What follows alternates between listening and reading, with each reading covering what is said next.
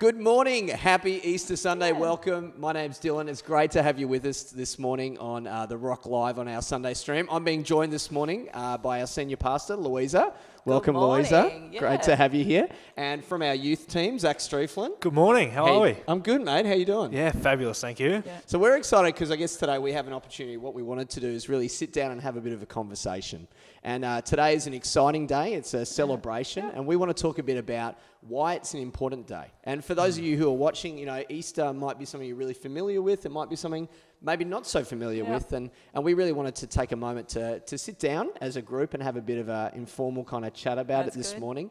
And we've kind of labelled our conversation today to don't miss the miracle in the moment. Yeah. So today we're talking about not missing the miracle in the moment. And hopefully we're going to go into a bit of detail about what that means. Yep. But as we look at this Easter story, guys, to get us started, I'm going to chuck you in the deep end, Oh, Zach. yeah, here we go. To get it started, what the heck does don't miss the miracle in the moment have to do with the story of Easter Sunday? Where are we picking that up from? Yeah, well, yeah, pretty much that. Don't miss a miracle in the moment. So the crazy thing is with the Easter story and the resurrection and the crucifixion of Jesus is literally before it all happened, he told his disciples what was happening. He laid them out the plan. He made it really obvious, really what was happening. He told them word for word. But then after his crucifixion, the world went to darkness. They all ran. They all got scared. They all went crazy. And for them couple of days, they didn't know what to do. They didn't know how to act. They didn't know where to go. They didn't know who to look for. And yeah, so they were lost until Jesus was resurrected again, which I mean, I guess it's kind of fair enough. Like your leader's been crucified, you get a bit confused and a bit worried. But yeah, they lost the sense of everything. You know, they denied him. They didn't look for him. They ignored him until it was literally... Well, not too late, but until the situation was over and they didn't benefit anything from that situation then. Yeah, but it's crazy, like you said, like the fact that he actually told them, but still, even in that moment, they were like, they thought everything was lost. They thought it was all over. They thought that was the end of it.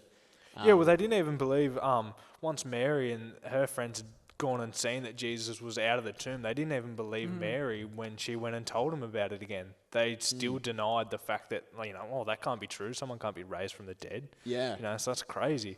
Yeah, absolutely. So this story, I guess the story of Jesus, for those who aren't familiar, and the fact of, you know, the fact that the Son of God would be crucified, you know, is not something that everyone talks about, like, every day. Do you know what I mean? Like, and it's a story that even, like, as someone who follows Jesus, you can easily kind of forget about a little bit in the day-to-day and kind of forget about the reality of it. Louisa, what do you think it would have felt like to be the disciples in that moment when all hope was lost? Well, if I placed myself there, I'd feel betrayed. Like I'd feel like I gave away 3 years of my life following this man around, or, you know, this guy who said he was the Messiah. And, you know, I think they were looking for a place. You know, they were looking to overcome the Roman Empire. And then he dies. And that's just not what they planned. And that's not the victorious overcoming and, you know, conquering of the oppression that they were going through at the time, what they imagined it to look like. So I think it would have been just confusing as well and overwhelming. Yeah, and Zach, something you kind of hinted on is the fact of that for some of them, they were even in denial. Yeah. And like we were chatting about it this week, like Peter is the ultimate kind of example of that. Do you want to kind of share a bit about that story of Peter and his problems with denial? Yeah, so Peter obviously had a few problems with the denial. He actually had a conversation with Jesus just before he was taken away, and Jesus was like, "You'll deny me 3 times." And he denied that. He goes, "No." And I was thinking about it the other day, and it's like, oh, Jesus nearly one-upped him then. He goes, "Well, not only will you deny me 3 times, you'll deny me 3 times by the time that the rooster crows." So Jesus was like, "Oh, take that." But yeah, so pretty much the way the story goes is, well, then before the rooster crowed in the morning, Peter denied Jesus 3 times. And he'd been with him literally a couple of hours beforehand. Yeah.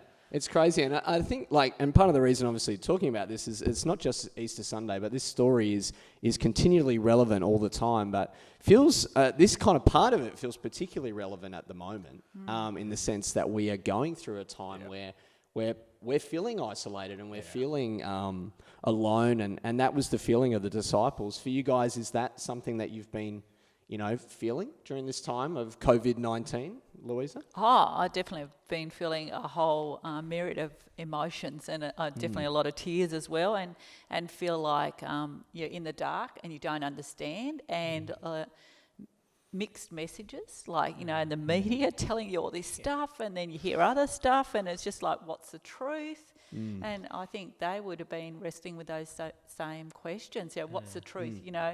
And possibly they would have remembered a few things Jesus said and saying, but this looks in contradicting of the information that we've received. So I think it would have been just overwhelming. Yeah. And what about for you, Zach? Can you, are you feeling similar things to what the disciples felt in this kind of current climate? Definitely. So I'm a very goal-orientated person. So personally for me, if I don't keep busy and don't not only keep busy, but keep myself very connected with God, it just goes dark for me real quick. So the crazy thing for me is, before COVID-19, you had all them contact points throughout your week. You had your small group face-to-face, you had church, you had Louisa nearly telling us what to do and how to think in a way. That's been cut down now from 40 minutes to 15. I had youth on Monday nights where we're all connected, and, it was easy to see light, I suppose. So now it's on me a lot more to see a light in the dark situation. And how are you guys doing that? How are you finding that space? How are you finding that hope and encouragement during this kind of interesting time going? So one of the best ways that I've found it is I was listening to a podcast a little while ago when it first started, and he goes, pretty much if you want to start feeling better, stop scrolling. That's great. If you want to see light, don't look at the darkness, Stop scrolling through Facebook. So for me, I find that a little bit easier if I can be doing things around my house, if I can be, a typical Saturday for me is I can go brush cutting for probably 5 hours of the day. But what I'll do is I'll put my headphones on and I'll listen to worship. So the things that I am listening to are still lifting me up.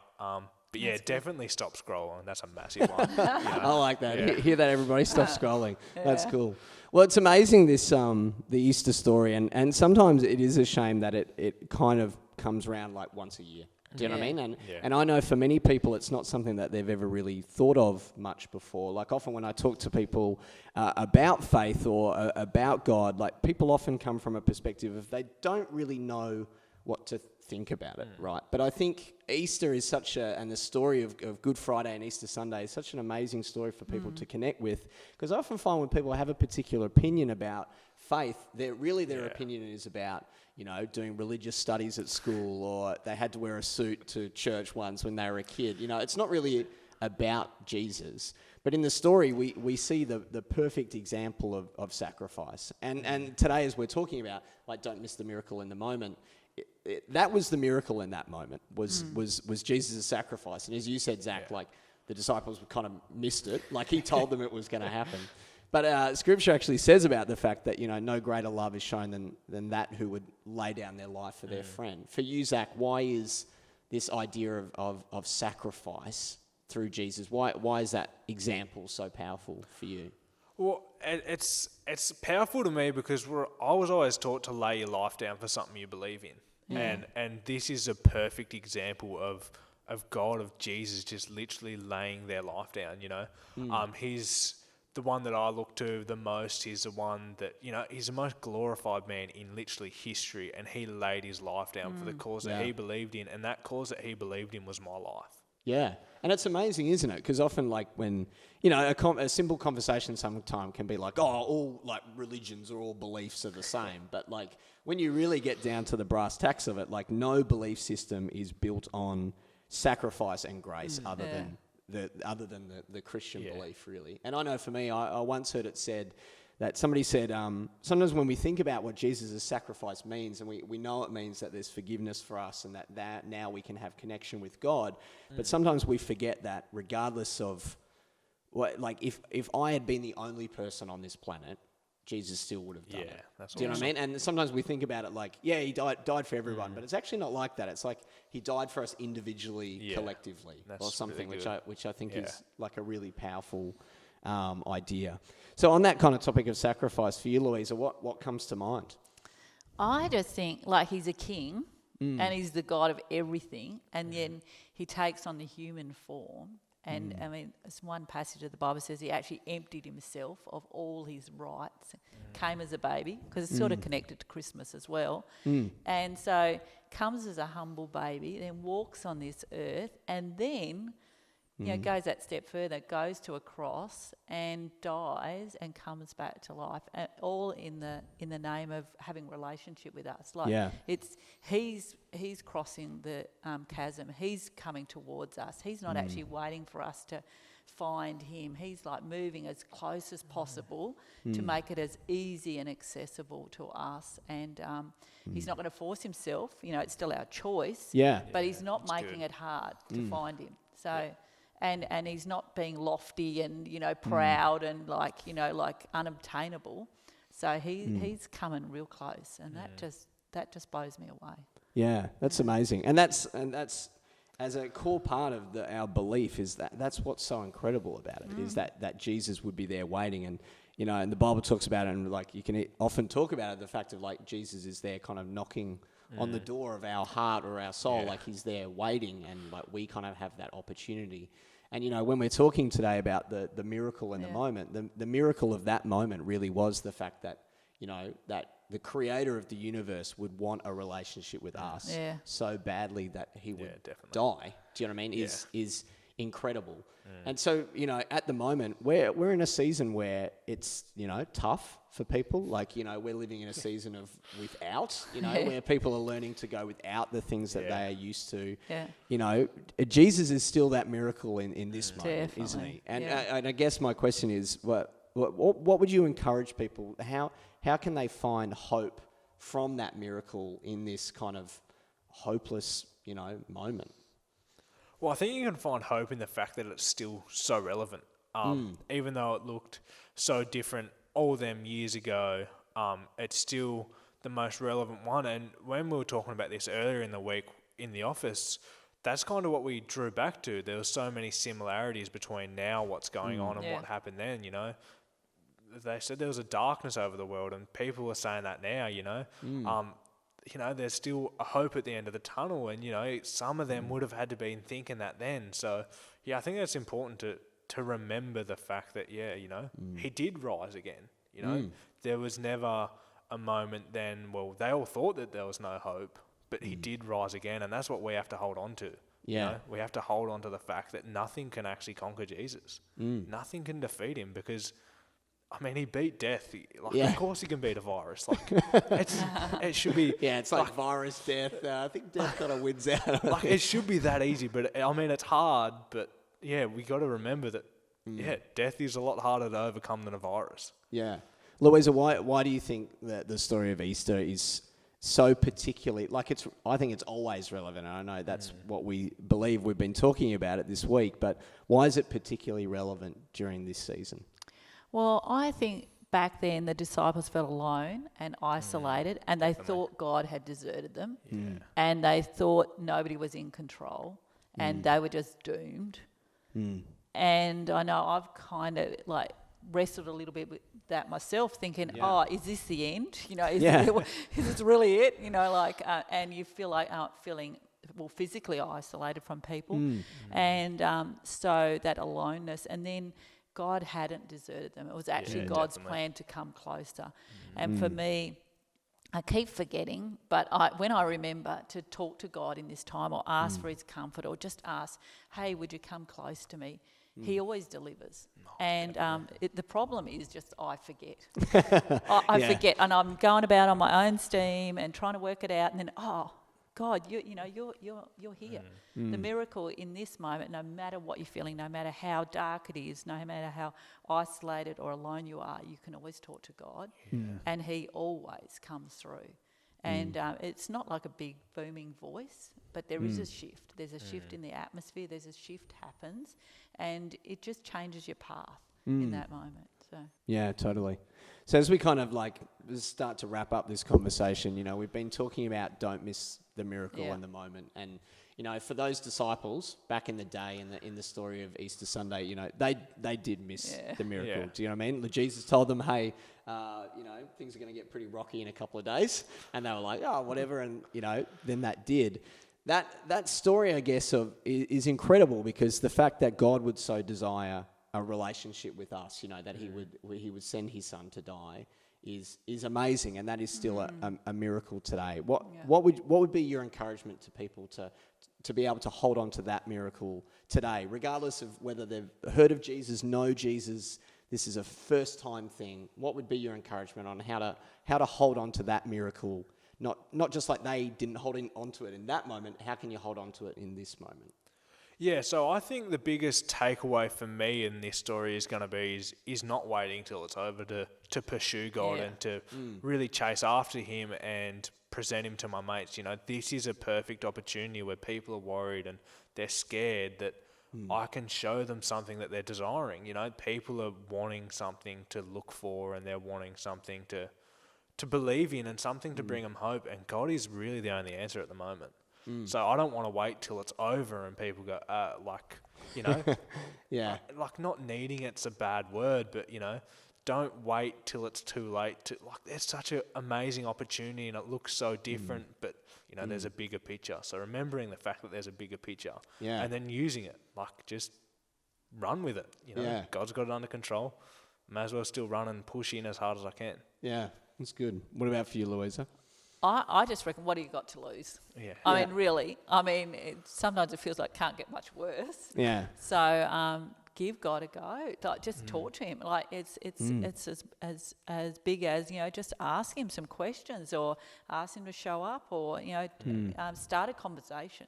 Yeah. And just like you'd start a conversation with a friend, you can talk to him. Definitely. And it might sound a bit weird. You think, oh, am I talking to the air? But my experience is it really makes a difference, and there really is God listening to you. So what do you got to lose? Yeah. I think that's great. For me, something I've always talked about with people is, when people talk about who Jesus is, I truly believe that if you earnestly ask God to reveal himself to you, he will. Do you know what I mean?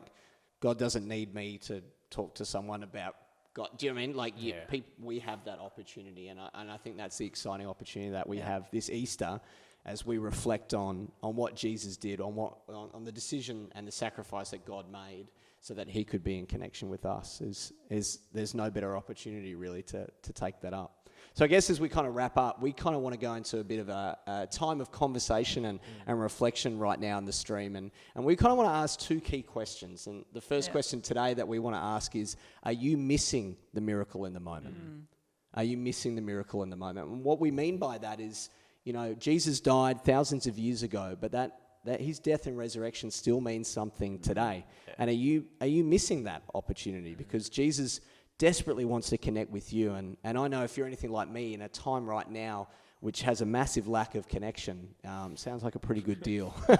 So are you missing the miracle in the moment? And the second question is, if you know Jesus, you're in relationship with him, you've got to know God, are you sharing this miracle with others? Because that's the opportunity we have every day, is how are you sharing this miracle with others? And a great way to look at it is, many of the people around us, as they always do, but especially this week, especially this month, especially this decade, people need a miracle. And I think we have that opportunity. So we're about to go into some conversation and reflection and give you an opportunity to think about those questions. But I want to encourage you, if you're watching this for the first time and you're going, hey, do you know what? I do actually want to get to know Jesus. I want to find out more about him. This makes sense to me. I want to understand. I want to explore that relationship. We'd love to help you on the process of doing that. All you have to do is head to our website, therock.net.au/Jesus. And if you click that link, there'll be some information there for you to help you understand that relationship. But as I think we can all agree, like I said before, like a relationship with Jesus doesn't make life perfect, but it certainly makes life livable. So thank you guys. Thank you, Louisa. Pleasure. Thank you, Zach. Thank you. And we send it back to you, and we look forward to catching up with you in the coming weeks. Awesome. Thanks, guys. Bye. See ya. Bye.